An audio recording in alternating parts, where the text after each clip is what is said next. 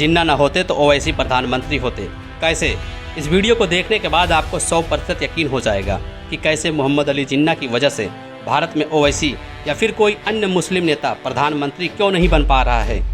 इसका जवाब जानने के लिए हमें आज़ादी के समय के इतिहास को जानना होगा। भारत में अक्सर मुसलमानों को जिन्ना और पाकिस्तान से जोड़कर देखा जाता है। सिर्फ विरोधी ही नहीं, कुछ मुसलमान भी जिन्ना और पाकिस्तान के गुण गाया करते हैं, लेकिन इनको ये नहीं पता कि असल मायने में मुसलमानों के सबसे बड़े दुश्मन मोहम्मद अली जिन्ना ही थे, जिनके खुददारी ने भारत को 2 भागों में बंटवा दिया।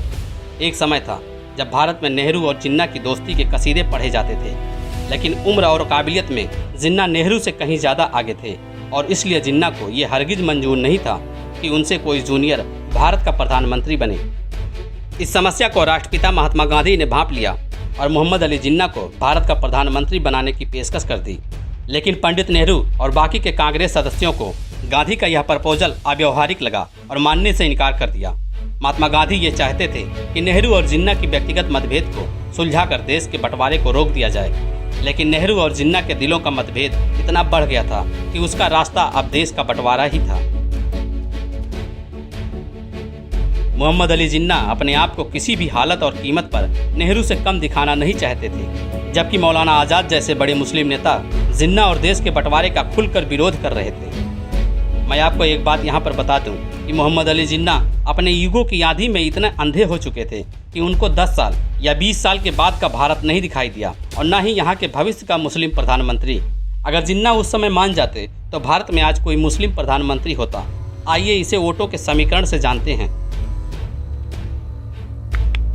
दरअसल देश के बंटवारे के बाद एक बड़ी आबादी का पलायन हुआ, जिसमें अधिकतर मुस्लिम पाकिस्तान और बांग्लादेश को पलायन कर गए।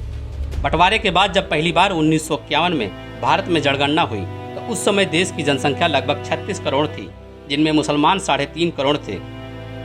वहीं उस समय पाकिस्तान की जनसंख्या लगभग 7.5 करोड़ थी, जिनमें से लगभग 1 करोड़ हिंदू आबादी थी। लेकिन आज का समीकरण बिल्कुल बदल गया है। आज भारत में लगभग 20 करोड़ मुसलमान, पाकिस्तान में 20 करोड़ और बांग्लादेश में भी 15 करोड़ मुसलमान हैं।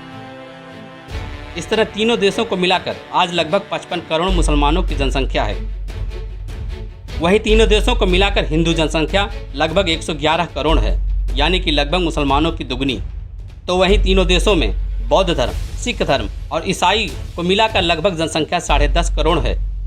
इन 111 करोड़ में 27% वे दलित और आदिवासी हैं, जो कि अपने आप को हिंदू धर्म के मुख्य धारा से जोड़कर नहीं देखते, लेकिन उनको हिंदू धर्म के जनगणना में शामिल कर लिया जाता है। इस तरह अगर देखा जाए तो भारत, पाकिस्तान और बांग्लादेश की जनसंख्या को अगर मिला दिया जाए तो वो मुख्यतः 4 भागों में विभाजित होती है। नंबर 1, हिंदू लगभग 75 करोड़ की आबादी।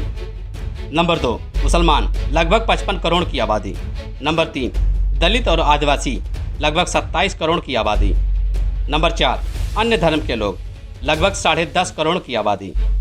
इस तरह अगर देखा जाए तो भारत में आज राजनीति का समीकरण कुछ और ही होता और यहाँ की राजनीति में मुसलमानों, दलितों और आदिवासियों का बोलबाला होता और निस्संदेह आज के समय में भारत में कोई मुस्लिम या दलित प्रधानमंत्री होता। लेकिन जिन्ना के दूरदर्शी न होने की वजह से देश के बंटवारे के साथ साथ मुस्लिम वोटों का भी 3 भागों में बंटवारा हो गया। इसलिए अगर देखा जाए तो असल मायने में भारतीय मुसलमानों के लिए जिन्ना का देश बंटवारा सबसे ज़्यादा घातक सिद्ध हुआ है। दोस्तों, आपको क्या लगता है, क्या अगर भारत का बंटवारा ना हुआ होता तो यहाँ का राजनीतिक समीकरण कैसा होता? कमेंट करके ज़रूर बताएं। वीडियो को लाइक करें और शेयर करें। अगर आप हमारे चैनल पर पहली बार वीडियो देख रहे हैं तो चैनल को सब्सक्राइब जरूर करें। धन्यवाद।